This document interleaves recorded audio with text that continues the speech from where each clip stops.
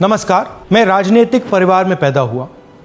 जब मैं छोटा सा था 1980 में प्रियंका और मैं घर में लेई बनाते थे, रात को निकलकर पोस्टर चिपकाते थे। चुनाव समझता हूं। 20 साल से मैं स्वयं चुनाव लड़ रहा हूं।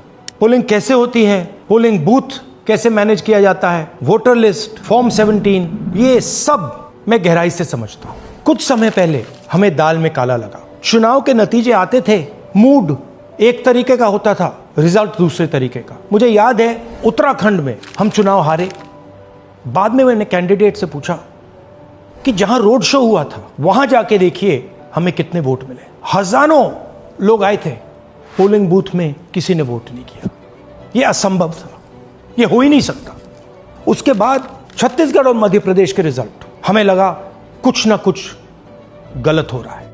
2018 में मध्य प्रदेश में चुनाव होता है, हम जीतते हैं। हमारी सरकार चोरी हुई थी। 2023 में चुनाव होता है, मैंने अपने आंखों से भारत जोड़ो यात्रा में देखा, भयंकर एंटी इनकम्बेंसी, और हमें 65 सीट मिलते हैं। इम्पॉसिबल, हो ही नहीं सकता। और फिर महाराष्ट्र में पहली बार हमें सबूत मिला।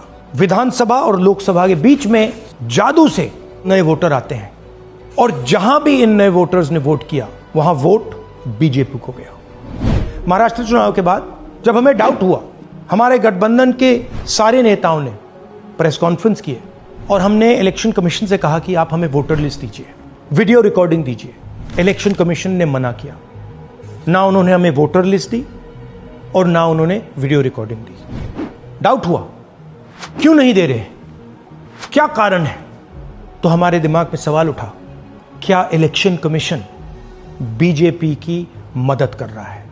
क्या इलेक्शन कमीशन ही इलेक्शन को चोरी करवा रहा है? इसके बाद हमने एक टीम सेटअप की और हमने उन्हें कहा कि आप जाइए, एक कंस्टिट्यूएंसी में जाके ढूंढिए, सच्चाई ढूंढिए, किस प्रकार से चीटिंग की जा रही है, किस प्रकार से यह काम किया जा रहा है और कौन कौन इस काम को कर रहे हैं। सबसे महत्वपूर्ण बात यह है कि इलेक्शन कमीशन डिजिटल डेटा नहीं देता है, फिजिकल डेटा देता है। मतलब लाखों कागज में वोटर लिस्ट दे देगा, मगर डिजिटल वोटर लिस्ट किसी को कभी नहीं देता। क्यों नहीं देता? कारण क्या है? कारण है कि अगर डिजिटल डेटा मिल जाए तो इलेक्शन कमीशन की सच्चाई पूरे देश को पता लग जाएगी। हमने टीम को बताया, मैंडेट दी कि आप जाके चेक कीजिए, आप 5-7 सीटों पे पता लगाइए कि चीटिंग हुई, और अगर हुई तो कैसे हुई। टीम ने हमें एक दिन बताया कि 5-7 सीटों पे काम किया ही नहीं जा सकता। क्यों? मैंने उनसे पूछा क्यों नहीं किया जा सकता। उन्होंने मुझे ये कागज दिखाए। ये जो कागज हैं, ये एक लोकसभा के कागज नहीं है, ये एक विधानसभा के कागज है, और इन कागजों को हमने मैन्युअली सॉर्ट करना पड़ा। और पूरा का पूरा काम जो हुआ है, इसमें 6 महीने लगे हैं, और एक असेंबली सीट में हम ये काम कर पाए हैं। क्यों? क्योंकि डिजिटल डेटा नहीं दिया जाता। अगर इलेक्शन कमीशन ने हमें डिजिटल डेटा दिया होता तो हम ये कार्रवाई पूरे देश में, हर लोकसभा में, हर विधानसभा में 15 मिनट में करके दिखा देते। हमारे पास अनलिमिटेड रिसोर्सेज नहीं है, इसलिए हमने ये रिसर्च सिर्फ एक लोकसभा में, एक विधानसभा सीट में की। मगर मुझ में अब पूरा भरोसा है कि ऐसी 100 से ज्यादा सीटें हैं हिंदुस्तान में। जो यहां हुआ है उन सीटों में भी हुआ है। और याद रखिए, अगर बीजेपी को 10-15 सीटें कम आती तो आज नरेंद्र मोदी प्रधानमंत्री नहीं होते, इंडिया गठबंधन की सरकार होती। जांच ने 5 तरीके की चोरी पकड़ी है। Duplicate vote. दोस्तों नमस्कार। दोस्तों 7 अगस्त को एलओपी यानी लोकसभा में नेता प्रतिपक्ष राहुल गांधी ने दिल्ली में एक प्रेस कॉन्फ्रेंस करके जिस तरीके से चुनाव आयोग की धांधलियों का उजागर किया और पॉइंट वाइज एक एक चीज़ को सबूत समेत पेश किया। लगभग 1 घंटे तक ये प्रेस कॉन्फ्रेंस चलती रही और राहुल गांधी ने 5 पॉइंट के जरिए ये बताया कि किस तरीके से चुनाव आयोग की निष्क्रियता या उसकी जानकारी में ऐसी धांधलियाँ की गई हैं। उसके बाद सवाल ये उठता है कि राहुल गांधी ने उसी दिन एक 8 मिनट का वीडियो क्यों डाला। इस बात के लिए राहुल गांधी ने के दिमाग में और मेरे दिमाग में भी ये बात आई कि 1 घंटे की प्रेस कॉन्फ्रेंस के वीडियो के बाद राहुल गांधी ने 8 मिनट का वीडियो क्यों डाला। मुझे ये जो समझ में आता है वो ये कि इतने लंबे वीडियो को शायद हर कोई देखना पसंद ना करे या किसी के को इसमें रुचि ना हो, इसलिए 8 मिनट के इस वीडियो में उन्होंने पूरे प्रेस कॉन्फ्रेंस का सारांश उन्होंने ये बताया कि वो एक राजनीतिक घराने से आते हैं जिनके घर में 3 प्रधानमंत्री हुए। बचपन से वो चुनावी प्रक्रिया और प्रचार सामग्रियों के बारे में जानते थे। उन्होंने बताया कि जब वो छोटे थे तब वो बचपन से ही पोस्टर लगाने का काम किया करते थे। 20 साल से वो चुनाव लड़कर सांसद बन रहे हैं, तो ये बात नहीं कही जा सकती कि राहुल गांधी कोई बचकानी बात कर रहे हैं। उन्होंने बताया कि किस तरीके से 2014 के बाद से जिस तरीके से कांग्रेस की हालत दिन ब दिन पतली होती गई, उसके बाद उन्होंने पिछले साल उन्होंने ये तय किया कि हम अपनी चुनावी हार के बारे में पूरी तरीके से जांच पड़ताल करेंगे। तो उनको लगा कि कहीं ना कहीं चुनाव आयोग की तरफ से ऐसी धांधलियाँ की जा रही हैं जिससे कि हम लोग समझ नहीं पा रहे हैं। उन्होंने बताया कि 2023 में 2018 में हम मध्य प्रदेश जीतते हैं और उसके बाद 2 साल बाद वहाँ की सरकार को चोरी छिपे छीन लिया जाता है, यानी कि किस तरीके से खरीद फरोख्त करके मध्य प्रदेश में एक बार फिर से भारतीय जनता पार्टी की सरकार बन जाती है। उसके बाद 2023 में जब चुनाव होता है तो उनको लगता था कि इस बार मध्य प्रदेश में कांग्रेस की सरकार बनने जा रही है। उनको हैरानी होती थी कि उनकी सभाओं में किस तरीके से भीड़ इकट्ठा होती थी और बावजूद इसके उनको केवल 65 सीटों पर जीत मिली। उनको लग नहीं रहा था कि जिस तरीके से पूरे मध्य प्रदेश में सरकार के प्रति असंतोष था, उसके बावजूद मध्य प्रदेश में भारतीय जनता पार्टी की भारी मतों से जीत हो गई। उसके बाद उन्होंने राजस्थान का भी इसी तरीके से एनालिसिस किया। फिर उनको लगा कि हमें हर जगह का ये एक एनालिसिस करना चाहिए, इसलिए उन्होंने मध्य कर्नाटक में जहां उनकी सरकार थी, उन्होंने ये फैसला किया कि एक विधानसभा सीट का वो पूरी तरीके से रिसर्च वर्क करेंगे।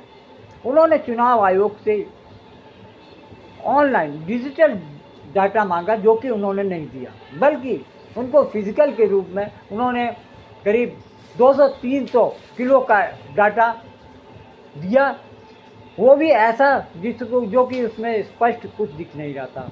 उन्होंने बताया कि किस तरीके से 6.5 लाख वोटरों में 1 लाख समथिंग वोटों का हेरा फेरी की गई है। इसको बात को उन्होंने अपने स्क्रीन पर करके दिखाया कि किस तरीके से चुनाव आयोग की मदद से भारतीय जनता पार्टी ने जीत हासिल की है। अब उन्होंने कहा कि अब हम चुनाव आयोग से इस बात की जवाब की उम्मीद करते हैं कि वो इस बारे में बताए कि कर्नाटक की इस विधानसभा सीट पे इतनी सारी धांधलियाँ कैसे हुई। विधानसभा सीट में की, मगर मुझ में अब पूरा भरोसा है कि ऐसी 100 से ज़्यादा सीटें हैं हिंदुस्तान में। जो यहाँ हुआ है उन सीटों में भी हुआ है।